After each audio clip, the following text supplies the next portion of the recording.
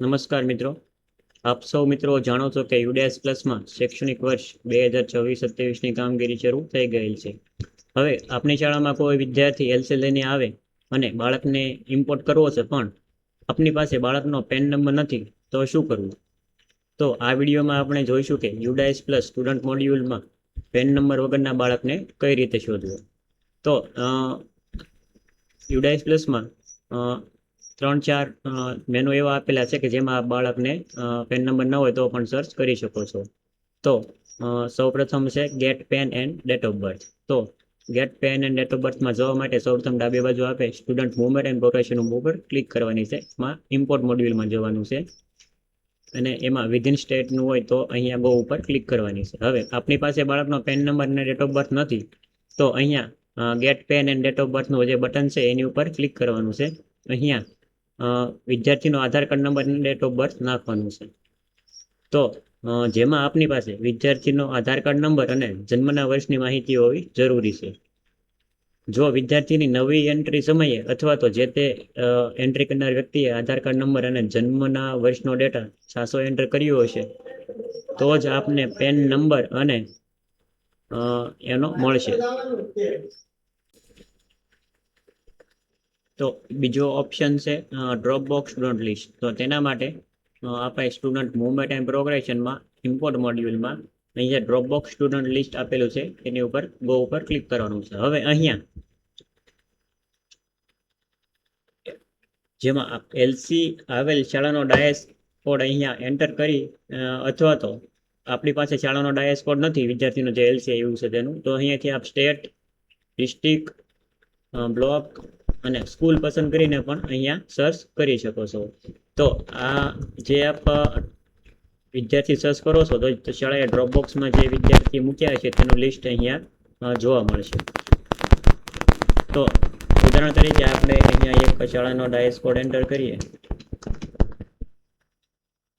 તો અહીંયા આ શાળાએ જે વિદ્યાર્થીઓને લેફ્ટ સ્કૂલ વિથ ટીસી આપેલું છે તો એના ડ્રોપબોક્સમાં જેટલા પણ વિદ્યાર્થીઓ બોલે છે તેનું લિસ્ટ આપણે અહીંયા જોઈ શકશો, જેમાંથી અહીંયા આપ પેન નંબર કોપી કરી શકો છો. શાળાનો જો આપણે કોન્ટેક્ટ કરવો હોય તો અહીંયા સ્કૂલ કોન્ટેક્ટ ડિટેલ ઉપર ક્લિક કરશો એટલે શાળાના આચાર્યનું નામ અને મોબાઈલ નંબર જોવા મળશે. અને અહીંયા વ્યૂ એમઆઈએસ ડિટેલ ઉપર ક્લિક કરશો એટલે તાલુકાના એમઆઈએસ અને જિલ્લા એમઆઈએસનું નામ અને મોબાઈલ નંબર આપ જોઈ શકો છો. હવે ત્રીજો ઓપ્શન છે ગ્લોબલ સ્ટુડન્ટ સર્ચ, જે ડાબી બાજુ અહીંયા ગ્લોબલ સ્ટુડન્ટ સર્ચ ઉપર આપણે ક્લિક કરવાનું હોય છે. હવે અહીંયા ઘણા બધા ઓપ્શન આપેલા છે. પહેલો ઓપ્શન છે સ્ટુડન્ટ પેન. આપની પાસે સ્ટુડન્ટ પેન હોય તો અહીંયા પેન નંબર નાખીને આ બાળકની વિગત ચેક કરી શકો છો. બીજું છે student name as per school record or school admission register. તો જે સમયે બાળકની એન્ટ્રી થઈ તે સમયે બાળકનું પહેલું નામ જે પ્રમાણે નાખ્યું હોય તે પ્રમાણે અહીંયા બાળકનું નામ આપણે એન્ટર કરવાનું રહેશે. મિનિમમ 3 કેરેક્ટર એન્ટર કરશો તો પણ ચાલશે. અને બાળકના આધાર કાર્ડના છેલ્લા 4 આંકડા આપણે એન્ટર કરશો અને અહીંયાથી સર્ચ મારશો તો બાળકનું નામ અને આધાર કાર્ડ નંબર જો મેચ થતો હોય છે તો અહીંયા સર્ચ ઉપર ક્લિક કરતા બાળકની વિગત અહીંયા નીચે જોવા મળશે. હવે આમાં બીજો ઓપ્શન છે સ્ટુડન્ટ નેમ. તો અહીંયા સ્ટુડન્ટનું નામ મિનિમમ 3 કેરેક્ટર આપણે એન્ટર કરવાનું રહેશે.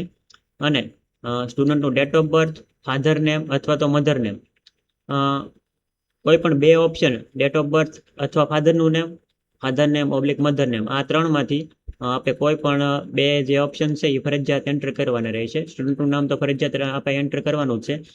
તમામમાં મિનિમમ 3 કેરેક્ટર એન્ટર કરશો તો પણ ચાલશે.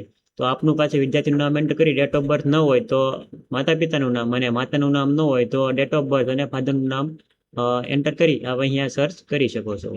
હવે જો કોઈ વિદ્યાર્થી કેન્દ્રીય વિદ્યાલય, જવાહર નવોદય વિદ્યાલય, નેવી અથવા તો ઇન્ડિયન એરફોર્સની શાળામાંથી જો આવ્યો હોય માનો કે, તો શાળાને શોધવા માટે આપણે અહીંયા રાજ્ય સિલેક્ટ કરવું ફરજિયાત છે.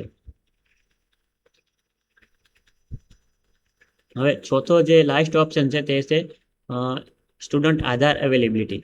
અહીંયાથી આપણે બાળકનો આધાર કાર્ડ નંબર જો આપની પાસે હોય તો આ બાળકનો આધાર કાર્ડ નંબર અહીંયા એન્ટર કરશો અને ગો ઉપર ક્લિક કરશો તો બાળકની તમામ વિગત આપણને બતાવશે. ઉદાહરણ તરીકે આપણે અહીંયા એન્ટર કરીએ છીએ અને ગો ઉપર ક્લિક કરીએ તો અહીંયા જે બાળકના આધાર કાર્ડ સાથે જે બાળક લિંક છે તેની વિગત અહીંયા આપણને બતાવશે. તો એનો સ્કૂલનો ક્યાં બાળક છે તેની વિગત પણ બતાવશે. તો અ, ઉપરોક્ત તમામ રીતે આપ પેન નંબર ન હોય તો પણ વિદ્યાર્થીને સર્ચ કરી શકો છો. તો આ વિડીયો આપને કેવો લાગ્યો તે કોમેન્ટમાં જરૂરથી જણાવજો. આ વિડીયો બાબતે આપને કંઈ પણ પ્રશ્ન હોય તો આપ કોમેન્ટ કરી શકો છો. આપને આ વિડીયો ગમ્યો હોય તો લાઇક એન્ડ શેર કરવાનું ના ભૂલતા. જો તમે આવા વધારે વિડીયો જોવા માંગતા હો તો ચેનલને સબસ્ક્રાઇબ કરવાનું ના ભૂલતા. Thank you.